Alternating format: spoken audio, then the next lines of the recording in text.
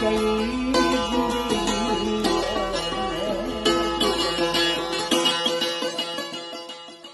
वजह है कि एक ख़ास तबका आप यानी आज सवाल अगर मैंने पहले सोचा था कि चलें स्किप करें, इस पे छोड़ें, बात नहीं करते, लेकिन आखिर भाई कब तक नहीं करेंगे। बहुत सी बातें थी ना, ये अहमदियों पे बात करना भी तो एक टैबू ही बना हुआ था ना।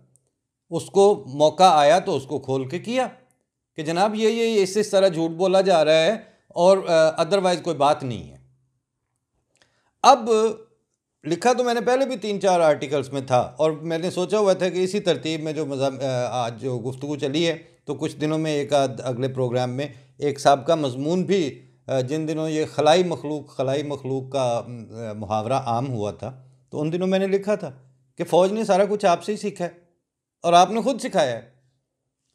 बाज़ बातें हैं सादा सादा सी, ये बात तो बिल्कुल जी आपने मान लिया कि जी फ़ौज टेक ओवर करती है। अच्छा, फ़ौज टेक ओवर करती है तो वो जो रातों रात आर्मी चीफ जो है वो बुला के वो जनरल भट्ट को जो स्टार लगाए जा रहे थे, ये प्रेरोगेटिव और इस तरह की हरकतें भी तो सियासतदान और वज़ीर आज़म ही करता है ना। और फिर एक नहीं, सारे के सारे आप, ये तो आप कभी कभी स्टेटमेंट सुनते हैं जी हम सारे एक पेज पे हैं, वो जिस दिन कहीं आर्मी चीफ और वज़ीर आज़म और इनकी तस्वीर आ जाए तो वो जी वो एक पेज पे हैं। एक पेज पे कोई नहीं है, खैंचा तानी के पेज, अगर वो पेज जो है वो बाहम दस्तो गरेबान होने वाला पेज है तो फिर ये सारे एक पे ही हैं। फिर इसी तरह मीडिया है, मीडिया को मुआशरे की आंखें कहा जाता है। मीडिया और सहाफ़त एक कार पैगम्बरी कहते हैं जी, हम ये कार पैगम्बरी है जी, हमारे बड़ा ज़रूरी है और बड़ी खिदमत है और ये इबादत है। अब ये सवाल तो बहरहाल पूछना बनता है ना कि यानी जब ये अपनी उस लैडर की तरफ चल रहे होते हैं जहाँ से इन्होंने फिर सीढ़ी दर सीढ़ी आगे जाना होता है, कुछ तो हमें भी तजर्बा रहा है सामने, ऐसे तो नहीं है, गुजरा है एक ज़माना हमारी निगाह से। रेडियो पाकिस्तान में एक दिन ये आते होते थे वहाँ फ़खर अब्बास से मिलने, तो निकले वापस। अब ये मतीउल्लाह की एक ख़ास खूबियाँ हैं, एक दो जो जिनकी तरफ मेरा वजाहत से इशारा करना इस वक्त मकसूद है।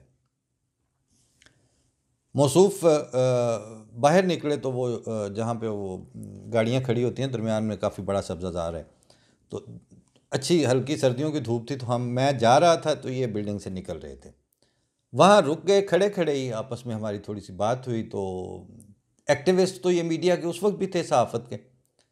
मैंने कहा मती साहब मुझे सिर्फ एक बात बताएं कि आपके यहाँ जो एक पाबंदी, तो वो उन दिनों जियो पे पाबंदियाँ लगी हुई थी, तो वो ज़माना था इस्लामाबाद में बड़े बड़े राइटर्स और बड़े बड़े कॉलमिस्ट जो है वो एक ख़ास एक्टिविज़म के अंदाज़ में और एक ख़ास मज़लूमियत को सामने रखते हुए, सलाहुद्दीन साहब, गाजी सलाहुद्दीन साहब भी उन्हीं दिनों मिले, कहते हैं अब ये सीडी ले लो, अब इसी से देखो, अब ऐसे मतलब अपने तरफ से वो एक जंग लड़ी जा रही थी पाबंदियों के ख़िलाफ़। तो मैंने कहा मतीउल्लाह मुझे आप एक बात बताएं कि एक पाबंदियाँ तो वो हैं जो आप पे ऊपर रियासत लगा रही है, कुछ पाबंदियाँ वो हैं जो आप लोगों ने खुद अपने ऊपर लगाई हैं और नाजायज़ तौर पर लगाई हैं, उनको कौन तोड़ेगा। ये तो चलो एक हुकूमत चली गई, उसकी जगह दूसरी आ गई, वो आपको आज़ादियाँ दे देगी और ये मीडिया हाउस आपके उसी तरह चलने शुरू हो जाएंगे, लेकिन वो जो आपने अपने ऊपर पाबंदियाँ लगाई हैं और अपने ज़मीर के ख़िलाफ़ लगाई हैं, उनका क्या बनेगा। कहते मैं समझा नहीं, आप वाज़ह करें। मैंने कहा मुझे आप एज ए सहाफ़ी बताओ जो कॉपी जोड़ते हैं अखबार की, कि एक आदमी जिसका स्टेटस ये हो कि कैनेडियन वज़ीर आज़म ये कहे कि मैंने जाना था जापान में, एक सरबराही कॉन्फ्रेंस होनी थी 6-8 बड़े मुल्कों की, तो उसमें मैंने पहुंचना था, लेकिन उनको अब मैंने ये कहा है कि आप इस प्रोग्राम को थोड़ा सा आगे पीछे करेंगे और मैं यहाँ से ही मोटरकेड मेरे साथ है, ये तकरीब ख़त्म होने के बाद मैं यहाँ से सीधा जाऊँगा अपना उस कॉन्फ्रेंस में शिरकत के लिए जापान। और उन लोगों को मैंने ऑर्गेनाइज़र्स को, यानी ऑर्गेनाइज़र्स जब जहाँ सरबराही कॉन्फ्रेंस हो रही हो 8-10 बड़े मुल्कों के आ रहे हों, तो उनके ऑर्गेनाइज़र्स ये थोड़ी है कि कोई इवेंट मैनेजमेंट कंपनी है, वो मुल्कों की बात है। तो मैंने उनसे दरख्वास्त की थी कि मैंने कई साल पहले जब यहाँ पे ये मस्जिद बननी थी कनाडा वाली, तो मैंने इमाम जमात अहमदिया से ये वादा किया था कि इसके इफ्तिताह के मौके पे मैं खुद हाजिर हूँगा। तो अब चूँकि वो आए हुए हैं और वो इफ्तिताह का मौका है और आपने उन तारीख़ों में वो कॉन्फ्रेंस रखी है G8 की, इस तरह के ममालिक की, तो अब मैंने उनसे दरख्वास्त की है कि आप इसका चंद घंटे का मुझे, क्योंकि मैंने ये वादा बहरहाल पूरा करना है। ये बात मैंने बताया कि मैंने मतीउल्लाह से पूछा कि आप मुझे अब दयानतदारी से ये बताओ कि जिस शख्सियत की खातिर 8-10 मुल्कों के सरबराहों ने, वज़राए आज़म और हेड ऑफ स्टेट्स ने इकट्ठे होना हो और वो उसमें अपना प्रोग्राम जो है वो थोड़ा शेड्यूल चेंज कर रहे हो, कुछ भी चाहे 1 घंटे के या 4 घंटे के लिए कर रहे हो, उस बंदे की वफ़ात की खबर जो है वो पाकिस्तान में जो न्यूज़पेपर छपता है उसके कौन से सफ़े पे आनी चाहिए थी? कहते हैं वाज़ेह तौर पर फ्रंट पेज की न्यूज़ है वो। तो मैंने कहा ये हज़रत मिर्ज़ा ताहिर अहमद साहब की वफ़ात की खबर 5वें सफ़े पे मैंने पढ़ी है, ये देख लो। इसका मतलब है कि आप बहुत दलेर होने के बावजूद ज़ाती बदनीयती और बददियानती की बुनियाद पर जो आपने अपने ऊपर जो पाबंदियां आयद की हैं, उनमें से अब आपको कौन निकालेगा? कुछ पाबंदियां तो हो गई कि ये मीडिया हाउस को ये तकलीफ होगी, फलां का जो मालिक है उसको बंद कर दिया। ये हैं तमाशे, और ये तमाशे आपके लगने ही लगने थे। जिस तरफ आप चल पड़े थे उसमें राय मोहब्बत का खुदा हाफिज है, इसमें 2-4 बड़े सख्त मकाम आते हैं। ये तो नहीं होता ना कि जब आपने ज़ाती तौर पर बेईमानी करनी हो और ज़ाती तौर पर आपने ज़मीर के ख़िलाफ़ जाना हो तो फिर आपको सारे रास्ते खुले नहीं मिलेंगे। इससे बड़ी जग हंसाई कोई नहीं है। ना फ़ौजें बंदे अपने उठाती हैं, ना सियासतदान इतना खाते हैं, और ना फ़ौज इतनी दफ़ा आती है। ये तीनों काम जो पाकिस्तान में हो रहे हैं ये मुल्कों और कौमों के काम नहीं होते। ये जिना के पाकिस्तान का मंजरनामा नहीं है।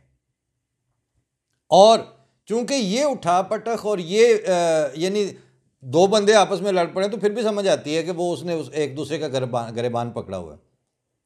3 लड़ रहे हैं आपस में और तीनों एक दूसरे के मुखालिफ हैं। अब पता नहीं कि मारनी किसको है और खानी किसने है। इस तरह के यानी जब ये फ़ज़ा हो तो उसमें फिर जिसके हाथ जितना आएगा और जिसको जितना इख्तियार ज़्यादा, सबको इख्तियार चाहिए, सबको एक दूसरे से बढ़ के चाहिए, और ये मीडिया को भी इख्तियार चाहिए। ये मीडिया वो नहीं है कि जो मतलब वजाहत मसूद जैसी मिसालें या इस तरह सलीम साफ़ी है, वो ठीक है, उसको किसी बात की समझ आए या ना आए, लेकिन वो कम अज़ कम ग्लेयरिंग और जो बिल्कुल होती है ना नंगी किस्म की ज़हनी बददियानती, उसके साथ वो बात नहीं करेगा।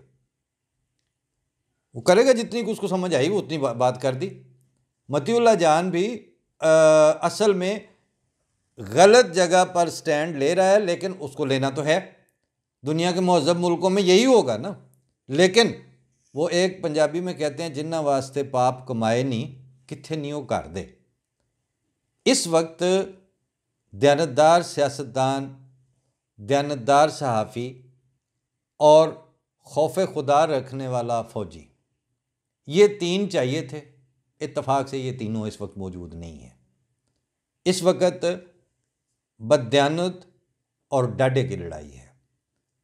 वापस आना पड़ेगा दयानत और शराफत और इज्ज़ की तरफ।